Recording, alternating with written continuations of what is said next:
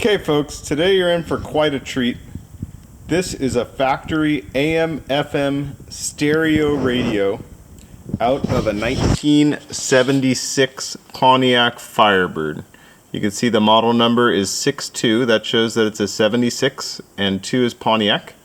And the F is F-body, which means Firebird Camaro, but since this is a Pontiac, it's a Firebird. FM shows that it's an FM stereo. And 1, I think, is either the first revision or the first shift. I'm not sure which one of those. But anyway, a really nice original radio. You'll see more in the pictures, but the case is just absolutely sweet. It's never been messed with. It still has the original transistors dated the 3rd week of 76. And yeah, everything looks great. You can see the dial's really nice. Dial looks like it's slightly crooked, like it's a little high on this side compared to this side, but that's pretty minor. If you had the face off, it's a simple tweak to get that straightened out. It still has the original inner and outer knobs in really nice shape. The push buttons are all really nice. Everything is just cherry on this radio. And I just got done testing it. It works really well on both channels. One thing I've noticed with these AM/FM stereo radios is I have a power supply here that I use to test them, and the radio seems to overwhelm the power supply with how much draw it tries to take. So you'll hear the radio kind of jostle or oscillate when it starts to power up, but I believe that's just a situation with the power supply not having enough juice. Anyway, a radio this old should be serviced anyway before it's put into a car. It's kind of like changing the oil on an old car before you start it. Same idea. So send it out, have it checked out, make sure everything's within specs before you install it. But you do know that this plays on AM and FM on both channels. The highly coveted stereo red dot indicator works great. The whole radio is just awesome. I mean, frankly, you probably could put this in a car the way it is. But anyway, the inner and outer knobs are here. Everything is just an awesome on this radio. So we're going to test it. We have it hooked up to the power supply, the correct 8-ohm speaker, and an antenna. And before we start, I want to tell you that my AM signal where I live here is really weak. First of all, we're testing it in a steel building. And secondly, we live deep in a valley here, so we just don't get AM signals from here on down. And that's not the fault of the radio, but where I live. And you'll hear some distortion or kind of like background static in the AM signal. And that is the steel building here just causing more problems. Anyway, just wanted to let you know about that. Here we go. So there's the jostling that I was talking about. And then it starts. So it's like it doesn't have enough power and then it gets past it. It was obvious that this was just...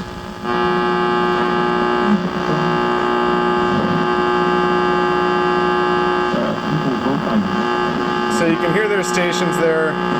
living with the girl. And that's all. But like I said, that background static is the building, and then the weak signal is just the fact that we live in this valley here. But anyway, there is AM. Now we're going to switch over to FM, which is probably what everyone wants to see. So here we are on FM. You can see the stereo indicator light is lit up right now. You'll see it turn on and off as we get a strong FM signal or stereo signal or not FM stereo signal. So we'll start at the end of the dial here.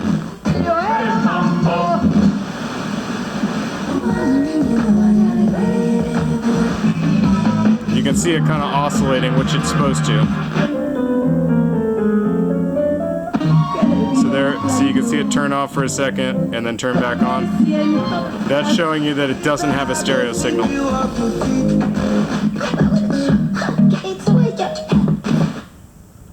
There you go, see? And then it comes back in. Really cool.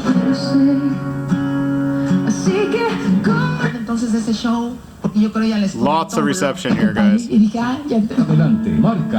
No problem with that, with other things in life.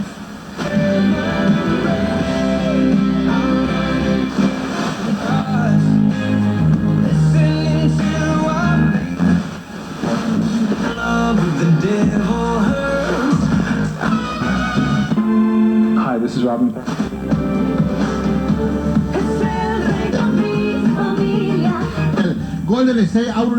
92.7 K-Tom. Okay, while we're here, let me show you that the other station, where the other channel works good. We'll just switch over completely. So this is the front channel, and the rear channel is the connector all the way at the end here. So now we're at the rear channel, you can see there. So we will just leave it on that one. Kind of like, oh, I really hope that...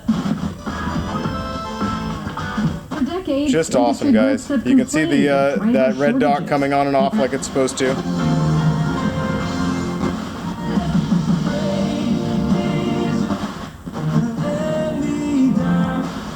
Just awesome.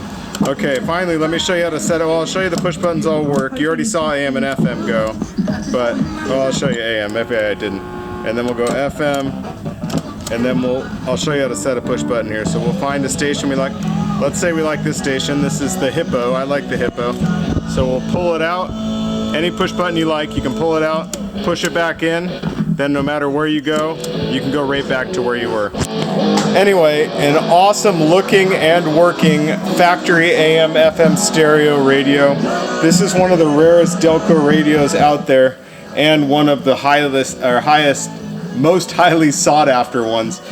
These radios got chucked left and right in the early 80s when all of the stereo craze between Pioneer and Alpine and Kenwood and all the different ones that were coming out.